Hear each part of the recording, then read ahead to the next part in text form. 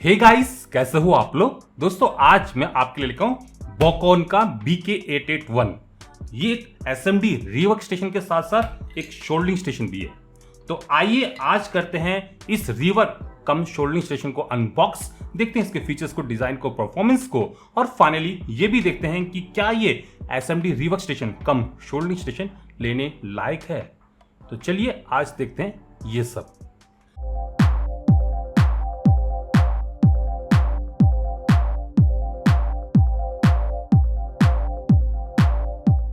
आइए सबसे पहले देखते हैं इसके डिब्बे को। बॉकॉन का ये SMD रीवर्क स्टेशन आता है कुछ स्टेप की पैकिंग में। Professional manufacturer and researcher of electronic tools, company के पास 20 साल का तजुर्बा है इस फील्ड में। कंपनी का QR कोड हो गया, और भी मॉडल्स यहाँ पर लिखे हुए हैं। मैंने BK881 मंगाया जो कि एक efficient solder and rework station है, lead free and EST safe है। कंपनी का एड्रेस हो गया यहाँ पर, और ये 230 वोल्ट और 50 हर्ट्ज पर चलता है। तो यह है बॉक्स जिसमें ये प्रोडक्ट आता है। चलिए अब करते हैं इसको अनबॉक्स। बॉक्स में सबसे ऊपर है एक यूजर मैनुअल, आगे है मेन रीवर्क स्टेशन, आगे है power code, soldering iron, SMD stand, SMD nozzles और शोल्डरिंग स्टैंड। तो बस डिब्बे में यही कुछ आता है। चलिए अब देखते हैं इस शोल्डरिंग स्टेशन को। सबसे पहले मैं इसको असेंबल करता हूं। तो ज़्यादा कुछ नहीं है, मुझे इस स्टैंड को यहाँ लगाना है और फिर इस फैन को आगे लगाना है, काम हो जाएगा।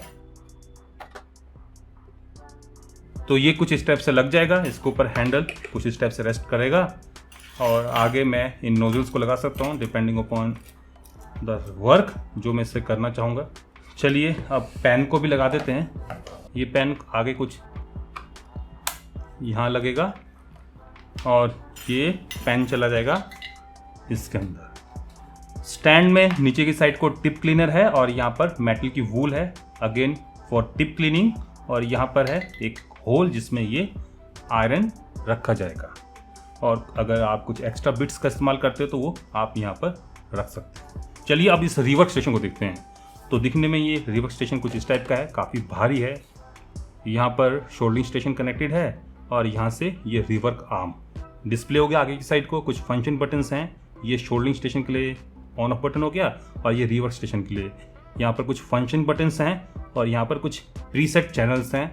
बॉकॉन लिखा हुआ है, यहाँ पर लेड फ्री लिखा हुआ है। ये पावर पोर्ट हो गया, एक ऑन ऑफ स्विच हो गया यहाँ पर, और यहाँ पर एक स्टिकर है जिसमें कुछ सर्टिफिकेशन के बारे में बताया गया है। तो ये हो गया रीवर्क स्टेशन, ये होगी इसकी रीवर्क आर्म।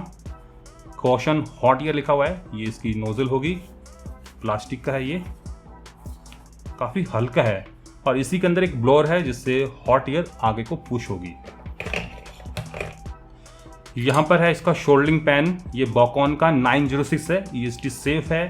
ये इसकी टिप होगी जिसको आप आसानी से रिप्लेस कर सकते हो। ये इसका एलिमेंट हो गया, अंदर से ये हॉलो है।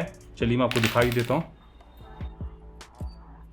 ये इसका एलिमेंट हो गया और बीच में ये हॉलो है। तो ये रही बॉकॉन की BK881, जो कि no doubt look and design wise तो काफी बढ़िया है। आइए मैं एक बार आपको इसको ऑन करके दिखा देता हूँ। पीछे की साइड को एक स्विच है, उसको ऑन कर देते हैं, ये ऑन हो जाती है। इस समय ये स्टैंड बाई मोड पर है, माइनस माइनस माइनस, मतलब कि ये इस समय स्टैंड बाई मोड पर है। आयरन भी स्टैंड बाई पर है और ये रीवर्क स्टेशन भी स्टैंड बाई मोड पर है। अगर आपको आयरन को ऑन करना है तो इस बटन को प्रेस एंड होल्ड कर दीजिए, आयरन ऑन हो जाएगा। करंट टेम्परेचर आयरन का आपको यहाँ पर बढ़ता हुआ दिखेगा, और जो आपने सेट कर रखा है वो नीचे मिल जाएगा। तो इस समय आयरन ऑन हो चुका है, देखा जाए तो ये गर्म हो चुका है। काफी बढ़िया टिप है। अगर आप इस बटन को फिर से प्रेस एंड होल्ड करते हो तो ये आयरन बंद हो जाएगा। इसमें ऑटो शटडाउन का भी ऑप्शन है, लगभग 10 मिनट से स्टार्ट हो जाता है, और अराउंड आप 1 घंटे तक का ऑटो शटडाउन टाइम लगा सकते हो। और यहाँ पर इस बटन को प्रेस करके आप रीवर्क स्टेशन को ऑन कर सकते हो। आई थिंक अभी ये ऑन नहीं है, तो अगर मैं इसको प्रेस एंड होल्ड करूंगा तो ये रीवर्क स्टेशन भी ऑन हो जाएगा। और सेम वही थिंग है, ऊपर की साइड को आपको करंट जो टेम्परेचर है हॉट एयर का वो पढ़ने को मिल जाएगा, और जो प्रीसेट है जो आपने सेट कर रखा है वो नीचे पड़ने को मिल जाएगा। और ये जो F04 दिख रहा है ये एयर फ्लो रेट है। और अगर मैं इस हैंडल को वापस रख दूं स्टैंड पर तो हीटर अपने आप बंद हो जाता है और जो एयर फ्लो है वो मैक्सिमम पे चला जाता है, ताकि जो एलिमेंट है वो जल्दी से ठंडा हो जाए। और जैसे एलिमेंट का टेम्परेचर 100 से नीचे होता है तो तुरंत ये जो स्टेशन है ये स्टैंड बाई मोड पर चला जाएगा। चलिए मैं आपको इसके फंक्शंस के बारे में बता देता हूँ। तो यहाँ पर ये फंक्शन बटन है, इसको प्रेस करके आप फंक्शन मेनू में जा सकते हो। तो ये फंक्शन नंबर 1 हो गया। इसमें आप आयरन का टेम्परेचर सेट कर सकते हो। तो अगर आपको आयरन का टेम्परेचर सेट करना है तो आप एक बार फिर से फंक्शन बटन पर टैप कीजिए तो ये ब्लिंक करने लग जाएगा। आप इस एरो बटन को प्रेस करके टेम्परेचर को अपने हिसाब से सेट कर सकते हो। चलिए इसको थोड़ा सा कम कर देते हैं, 360 पर मैं सेट कर रहा हूँ। अब अगर मैं आयरन को ऑन करूंगा तो आयरन अब मैक्सिमम 360 तक जाके स्टेबल हो जाएगी। ठीक है, चलिए इसको ऑफ कर देते हैं। आगे नंबर 2 पर है ऑफसेट। इसमें आप शोल्डिंग आयरन का जो टेम्परेचर है, अगर आपको लगता है कि गलत बता रहा है ये डिस्प्ले, तो आप ऑफसेट को यहाँ पर सेट कर सकते हो। चलिए एक बार देख भी लेते हैं कि जो टेम्परेचर यहाँ पर मैं सेट कर रहा हूँ क्या उतना यहाँ पर होता भी है। तो मैं आयरन को ऑन कर देता हूँ, ये 360 तक जाएगा। इस समय 360 हो गया। चलिए देखते हैं कि सच में क्या ये जो टिप है ये 360 पर है। तो मैं थोड़ा सा यहाँ पर शोल्डर लगा देता हूँ और एक थर्मोकपल की हेल्प से मैं इसका टेम्परेचर मेजर करने की कोशिश करता हूँ। ऑल्दो तरीका सही नहीं है बट लगभग एक आइडिया मिल जाएगा कि टेम्परेचर कितना है। तो मेरा थर्मोकपल इस समय 360 दिखा रहा है और टेम्परेचर भी मैंने 360 सेट किया है। तो डेफिनेटली आयरन तो अच्छे से कैलिब्रेटेड है। जो टेम्परेचर मैं सेट करता हूँ उतना ही टिप का टेम्परेचर भी होता है। अगर आपको टेम्परेचर कुछ कम ज़्यादा दिख रहा हो तो आप मेनू में सेकंड नंबर पर जाके जो भी आपको ऑफसेट मिल रहा है प्लस माइनस वो आप यहाँ पर सेट कर सकते हो। तो उतना जो टेम्परेचर है वो रीडिंग से सेपरेट या फिर ऐड हो जाएगा जो भी आप यहाँ पर ऑफसेट सेट करोगे। आगे नंबर 3 पर आप स्टैंड बाई टाइम को सेट कर सकते हो। यहाँ पर 10 मिनट से लेके आप 60 मिनट तक स्टैंड बाई टाइम को सेट कर सकते हो। मतलब कि शोल्डिंग आयरन अगर आप इसको स्टैंड पर रखते हो और लगभग 10 मिनट से लेकर 60 मिनट के बीच में जहाँ पे आपने सेट किया उतना समय हो जाता है तो शोल्डिंग आयरन अपने आप स्टैंड बाई मोड पर चला जाएगा। आगे रीवर्क स्टेशन की सेटिंग है। तो यहाँ पर आप रीवर्क स्टेशन का टेम्परेचर सेट कर सकते हो। नंबर 4 पर इस समय ये 200 डिग्री सेल्सियस पर सेट है। अगर मुझे इसको बढ़ाना है, लेट्स सपोज इसको मुझे बढ़ा के 360 करना है तो मैं इसको प्रेस एंड होल्ड कर देता हूँ। तो इस समय रिवर्स स्टेशन का जो टेम्परेचर है उसको मैंने 360 डिग्री सेल्सियस सेट कर दिया है। तो अब जब भी मैं इसको उठाऊंगा टेम्परेचर 360 तक पहुंचेगा। आगे नंबर 5 पर है फैन स्पीड। आप दोस्तों फैन की स्पीड को F01 से लेके F17 तक सेट कर सकते हो। तो इस समय F17 पर फैन की स्पीड सेट हो गई है। अगर मुझे कम करनी है तो मैं नंबर 5 पर जाके ये जो F नंबर है इसको कम कर दूंगा। जैसे कि मैं 4 सेट कर रहा हूं। आगे इस मेनू में है ऑफसेट। अगर आपको लगता है कि इस SMD रीवर्क स्टेशन से ज़्यादा टेम्परेचर आ रहा है तो आप यहाँ पर ऑफसेट सेट कर सकते हो। चलिए मैं हैंडल को उठाता हूँ और थर्मोकपल से देखते हैं कि इस समय टेम्परेचर क्या आ रहा है।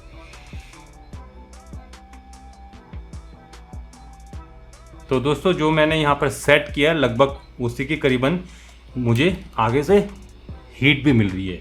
तो इसका जो टेम्परेचर है रिवर का वो भी अच्छे से कैलिब्रेटेड है। अगर ये कैलिब्रेशन सही नहीं है तो यहाँ पर मैं इसको भी सेट कर सकता हूँ। इसके लिए मुझे जाना होगा नंबर 6 मेनू पर और यहाँ पर मैं ऑफसेट को सेट कर सकता हूँ। अगर टेम्परेचर ज़्यादा दिखा रहा है तो मैं माइनस में सेट कर सकता हूँ जितना ज़्यादा दिखा रहा है। अगर टेम्परेचर कम दिखा रहा है तो मैं यहाँ पर प्लस में सेट कर सकता हूँ जितना यहाँ पर कम दिखा रहा है।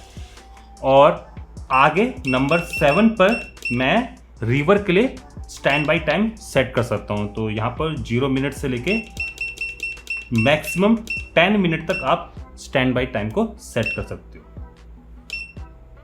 और आगे 8 पर मैं डिग्री सेल्सियस और फ़ारेनहाइट में चेंज कर सकता हूं। नंबर 9 पर मैं यूजर पासवर्ड को सेट कर सकता हूं फ्रॉम 0002 टू 999। और दोस्तों, अगर मुझे वर्किंग के दौरान टेम्परेचर को कम ज़्यादा करना है, जैसे कि अगर रिवर्क स्टेशन ऑन हो गया है और मैं चाहता हूं कि टेम्परेचर इसका थोड़ा सा कम हो जाए, तो मैं इस बटन को प्रेस करके टेम्परेचर वाले पर ले जाऊंगा और उसके बाद यहाँ पर डायरेक्टली टेम्परेचर को मैं कम कर सकता हूँ।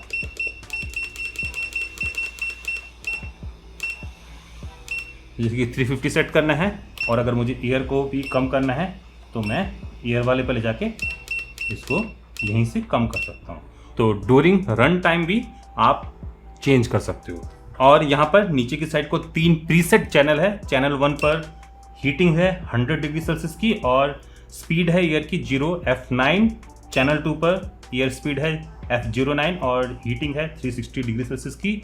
और चैनल 3 पर F09 एयर स्पीड है और 450 डिग्री सेल्सियस तक का हीटिंग है। एक चीज़ मैं आप लोगों को बताना चाहूँगा कि ये रिवर्क स्टेशन EST सेफ है। इसके अंदर ट्रांसफार्मर है और इसकी ये जो टिप है शोल्डरिंग टिप और ये रिवर्क आर्म दोनों EST सेफ हैं। आइए अब इसको इस्तेमाल करते हैं। मैं इस बोर्ड पर इस IC को उतारने जा रहा हूँ। मैंने एयर स्पीड को F09 पर रखा हुआ है और हीटिंग है 360।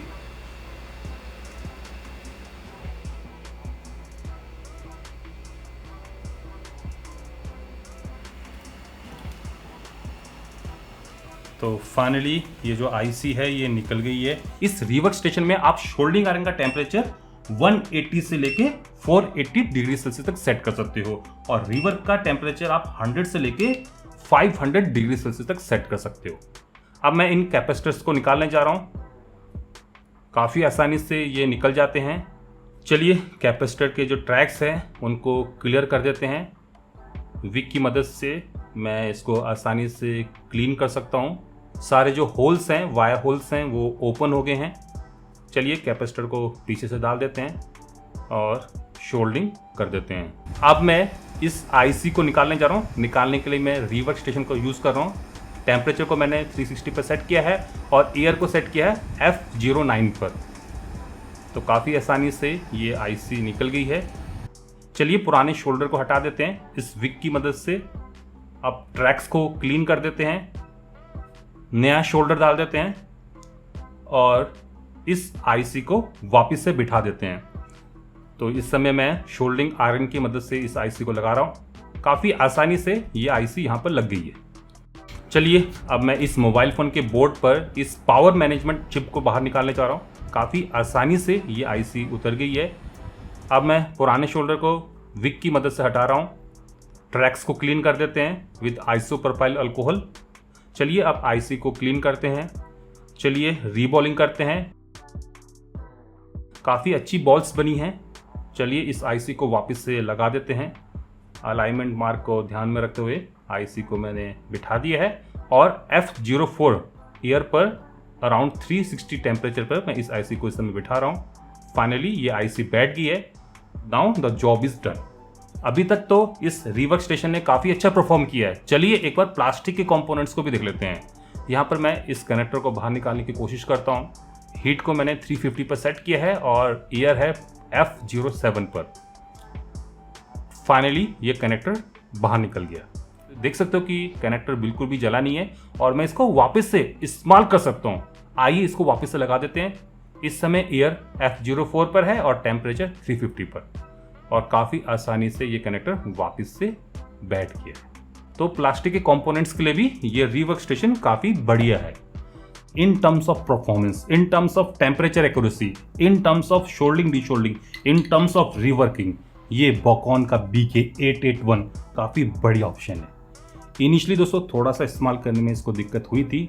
ऑलरेडी मैं क्विक का 857 DW+ इस्तेमाल करता हूँ और साथ में T12 शोल्डिंग आयरन, तो थोड़ा सा इनिशियली इसको इस्तेमाल करने में, एडजस्ट करने में दिक्कत हुई थी, बट जैसे जैसे मैं इसको इस्तेमाल करता चला गया चीज़ें सुधरती गई और now I will say that it is a best option, a budget section best option for rework and soldering station. तो आप डेफिनेटली इसको ले सकते हो। बाकी आप बताइए कि आप क्या कहोगे। अगर आप इस शोल्डिंग डीशोल्डिंग स्टेशन को लेना चाहते हो तो इसका जो लिंक है मैं आपको नीचे प्रोवाइड कर दूंगा, आप वहाँ पर जाके इसको खरीद सकते हो। तो फिलहाल आज के लिए बस इतना ही। आशा करता हूँ कि आप सभी लोगों को ये वीडियो पसंद आई होगी। अगर पसंद आती है तो इस वीडियो को लाइक कर सकते हो, शेयर कर सकते हो, और अभी तक अगर आप लोगों ने मेरे इस चैनल को सब्सक्राइब नहीं कर तो जाने से पहले मेरे इस चैनल को सब्सक्राइब भी कर सकते हो। अगर सब्सक्राइब कर ही रहे हो तो साथ में जो बेल आइकन है, घंटे वाला जो निशान है, उसको ऑल करके बजा जाना, ताकि आप लोगों से मेरी कोई फ्यूचर अपडेट, कोई फ्यूचर स्टेप की वीडियो मिस ना हो पाए। नमस्कार, बाय बाय।